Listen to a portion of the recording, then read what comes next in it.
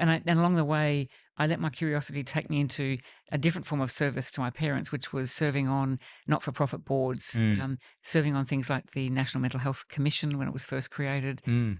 working with Beyond Blue, Foundation for Which Young Australians. So yeah. I always kept on the side or working with me with my corporate life, community engagement, Mm. and generally through governance, and in volunteering, and through that, I think that's why the Prime Minister in the end thought I might make a reasonable Governor General, because I had a broad range of skills that Mm, I'd done over many, many different industries, and a lot in sport and local community, mm, Indigenous affairs, women, young people, mental health. So, very, very fortunate start with such a beautiful, loving family with lots of teaching going on early, mm. and then navigating my way, but always with a bit of curiosity and taking some risks along the way.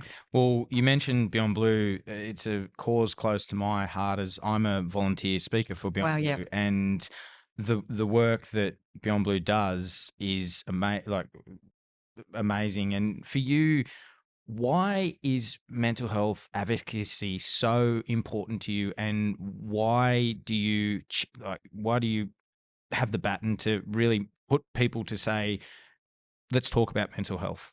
Well, first of all, thank you for being one of the speakers on behalf of Beyond Blue. Whenever I went to meet those that had lived experience and were the speakers, I was always completely overwhelmed with the generosity and kindness and the bravery Mm, of all of you turning up in audiences and actually talking about your own circumstances, and that there are paths and organisations that can help, and removing stigma mm. and making it a conversation that everyone can be part of. So thank you. No, That's a very big part of yeah, Beyond Blue's work, and was one of my absolutely. favourite visits always as a board member. Um, it matters to me because I always try to think about what makes a healthy society, what makes a great, strong community. And as I was growing up, there was such a stigma. No one would talk about mental health. It was we didn't have the language, we didn't have the support with organisations. It was always kept within families. And I come from an era where I think there were mental health crises in almost every family that I knew, through school, through my parents. We just didn't talk about it. There were other words used occasionally, Mm, not very nice words about people. My father, came back from Vietnam after serving for a year, so I got to see the Defence Force and people who are coming back from service in the way that those others did in earlier times, with those coming back from other theatres of war.